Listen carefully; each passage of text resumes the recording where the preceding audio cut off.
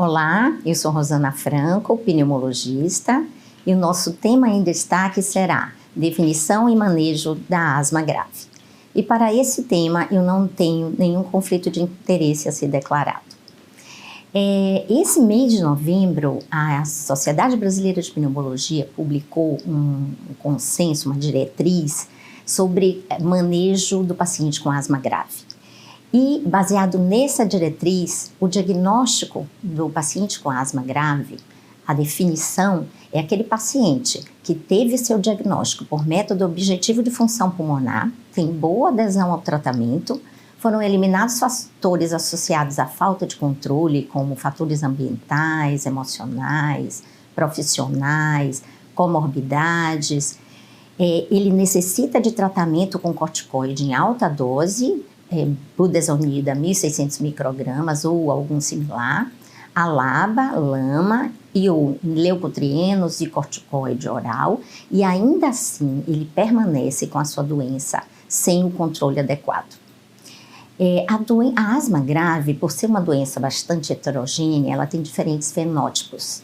Ela é uma doença de múltiplas facetas, ela tem um sinergismo entre fatores genéticos, ambientais e psicossociais, o que deixa ela extremamente difícil de manejar, tem um manejo complexo, e deve ser tratados esses pacientes de preferência em centros de referência e por profissionais experientes que direcionem para um tratamento personalizado de cada paciente.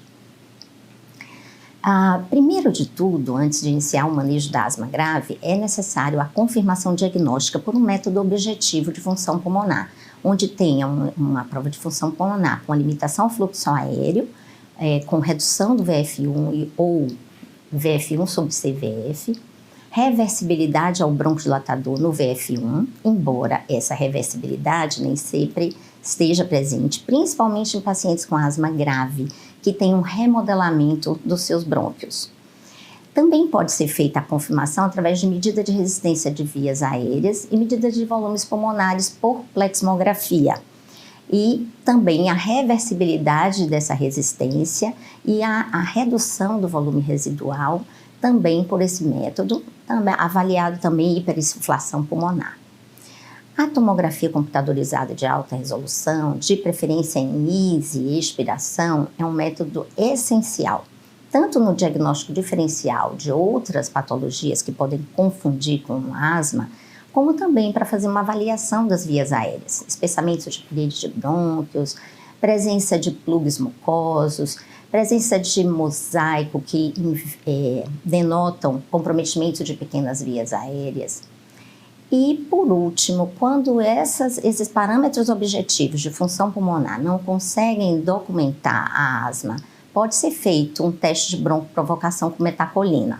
De preferência, esse teste deve ser feito com pacientes sem uso de medicação. Existe uma lista grande de patologias pulmonares que podem se confundir com a asma pelos seus sintomas de dispneia e tosse crônica. Tem alguns trabalhos na literatura que mostram que até 30% de pacientes definidos como asma grave e tratados como asma grave têm, na verdade, outras patologias com sintomas semelhantes. Por isso é muito importante, antes de se rotular um paciente com asma grave, estabelecer uma rotina de uma série de exames para ter certeza do diagnóstico e afastar diagnósticos diferenciais.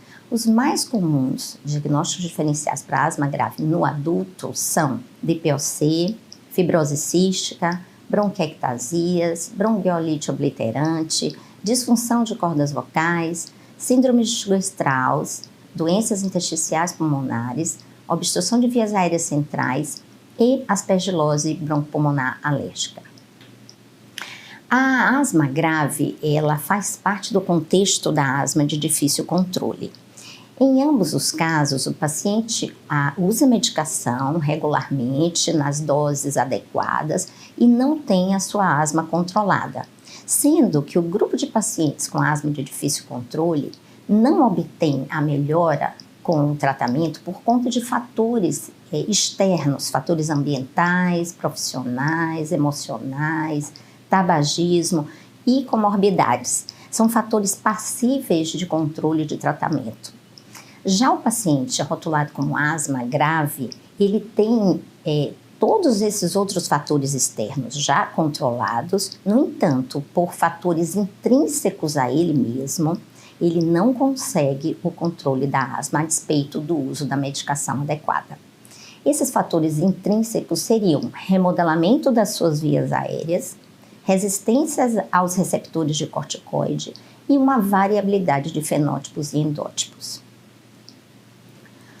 A asma grave, ela tem uma série de comorbidades que interagem com a doença, dificultando e atrapalhando tanto o seu diagnóstico como o seu manejo.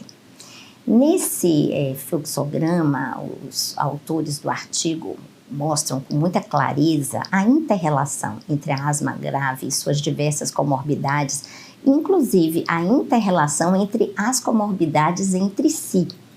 Isso atrapalha o manejo da doença e muitos pacientes têm mais de uma comorbidade. Tem um estudo brasileiro que mostra que todos os pacientes com asma grave têm pelo menos uma comorbidade e que 70% deles tinham até 3 comorbidades. Por exemplo, nesse gráfico você vê o paciente obeso, ele pode ter também refluxo gastroesofágico, pode ter também síndrome de apneia do sono.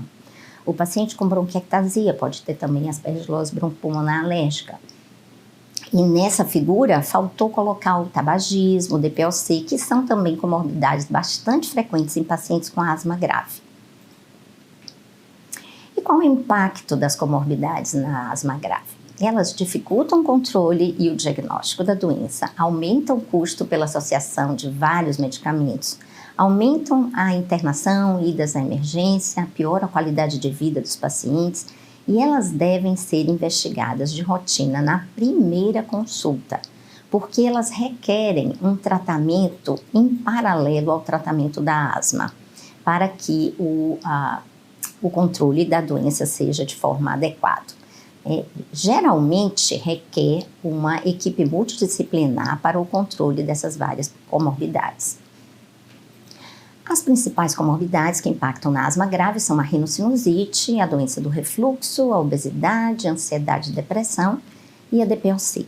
Muitas vezes o próprio pneumologista consegue, nos casos mais simples, manejar a asma em paralelo com as comorbidades, mas na maioria das vezes é preciso ter um otorrino, um gastroenterologista, um psiquiatra, um endocrinologista para dar apoio à conduta nesses casos.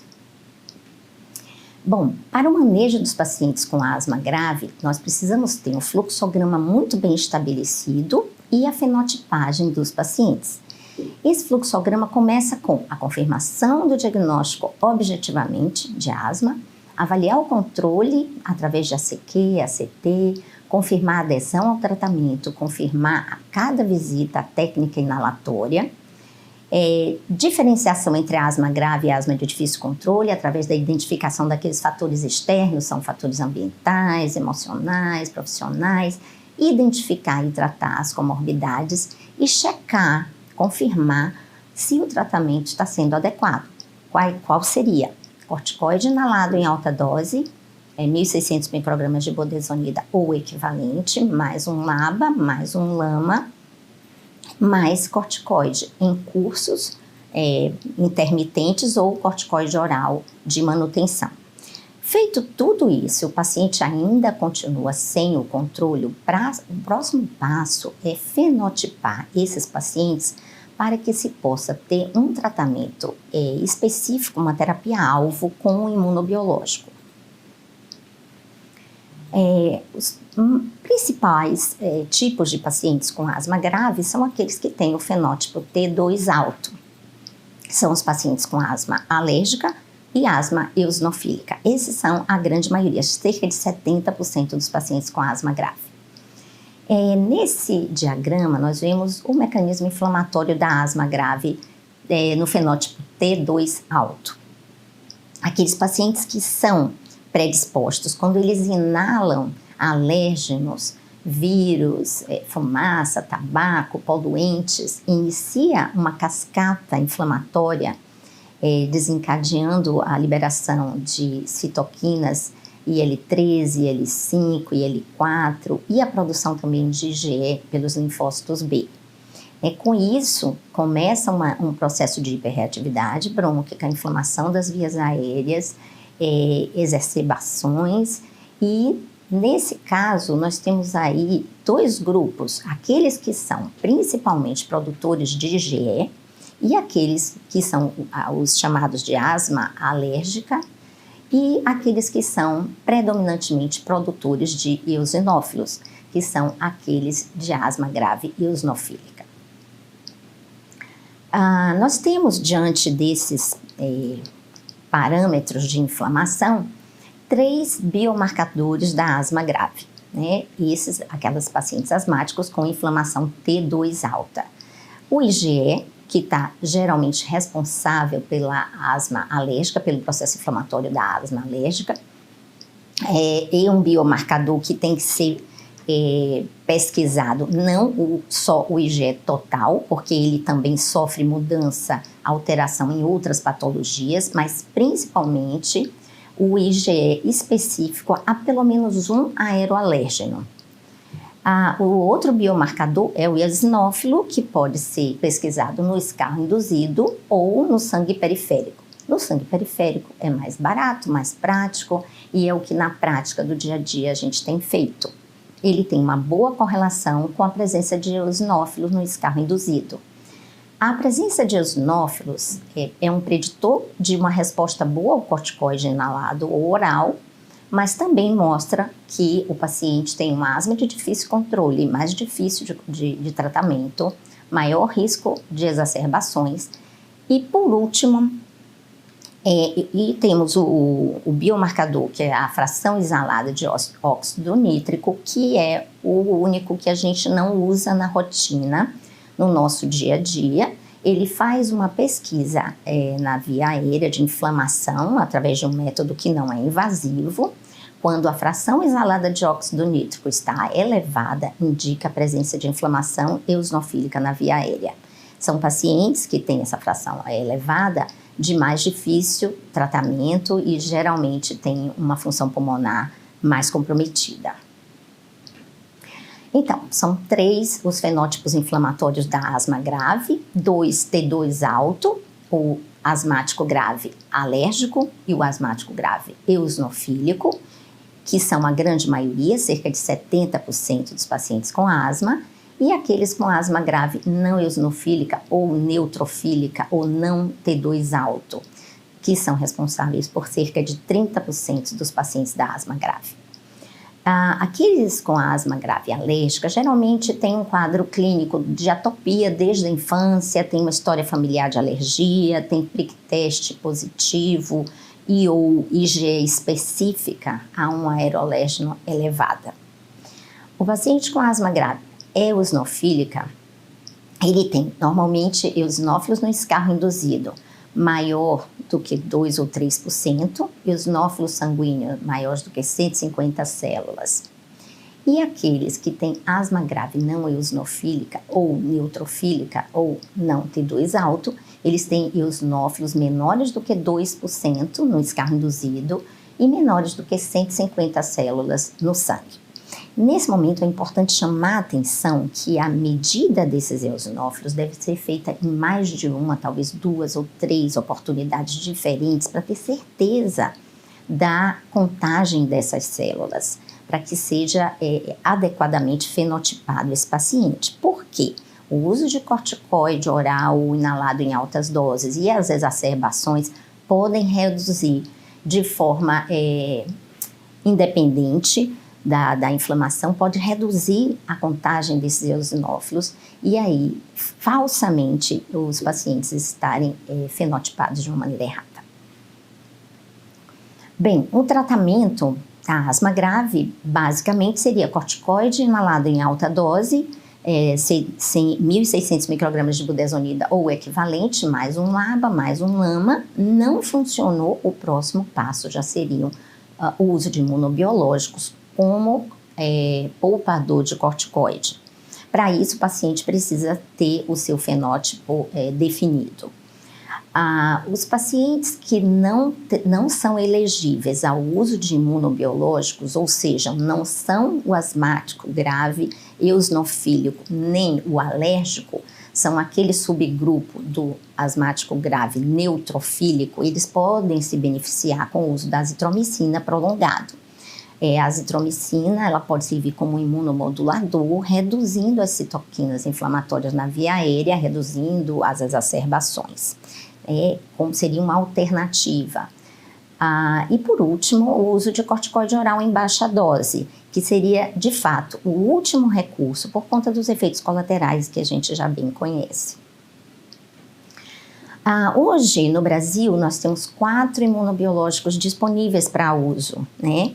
2 deles já aprovados para uso no SUS, que é o omalizumab e o mepolizumab, e 3 para uso na medicina suplementar, que é o omalizumab, o mepolizumab e o benralizumab.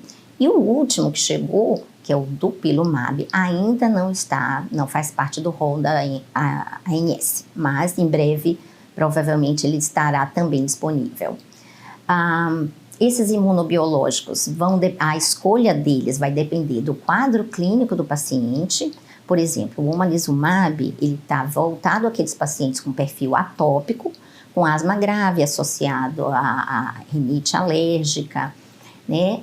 O dupilumab, por exemplo, asma grave associada à dermatite atópica, associada à esofagite eosinofílica, a gente pode ter essa escolha, né? Também está associado à escolha aos biomarcadores, a presença de biomarcadores, no caso do mepolizumab, benralizumab e dupilumab, é necessário que tenha elevação dos eosinófilos, enquanto que o omalizumab é necessário que tenha a elevação do IgE entre 30 e 1.500. Também um outro critério que é usado para a seleção é a facilidade ao acesso. Atualmente, estamos nessa figura, os 4 imunobiológicos que nós temos no Brasil, e atualmente os laboratórios têm oferecido um início de tratamento de cortesia. Isso tem facilitado bastante porque o paciente, nesses 4 primeiros meses de cortesia, a gente consegue identificar se ele de fato é um respondedor, e nós temos tempo de entrar com toda a papelada, todo o trâmite legal, para dar início à solicitação à seguradora ou até para entrada de solicitação por judicialização para o uso do imunobiológico.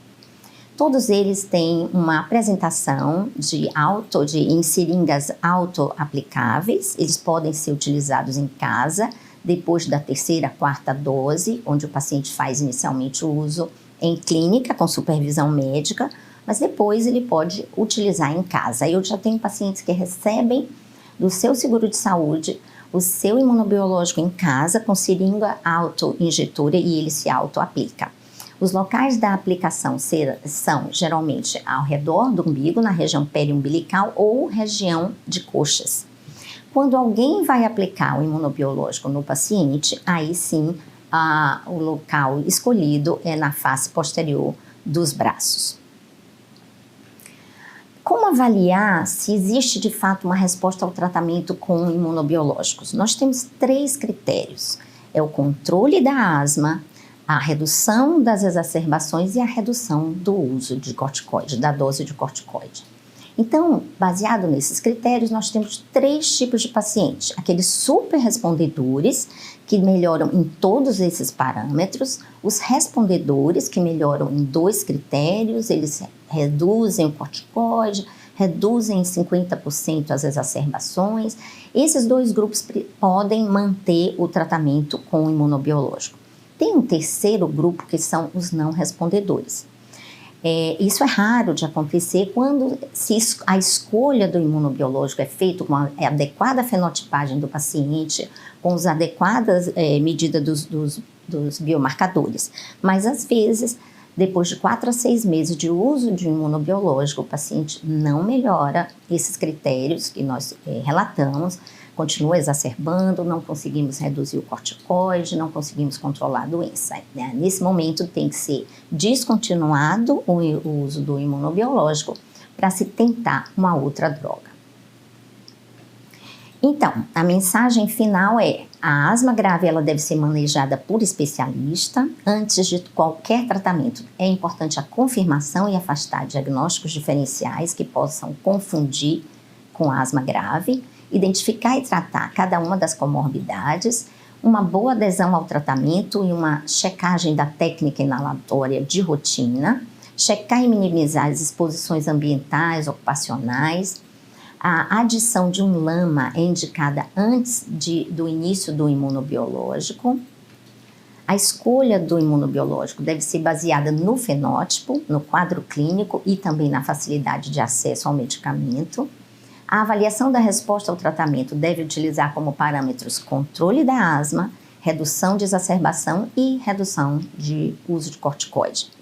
Para pacientes respondedores, o tratamento deve ser mantido por tempo indeterminado e acrescentando que mesmo com um bom controle da doença com o imunobiológico, não podemos suspender o uso do corticoide inalado, agora em baixa dose, com o LABA.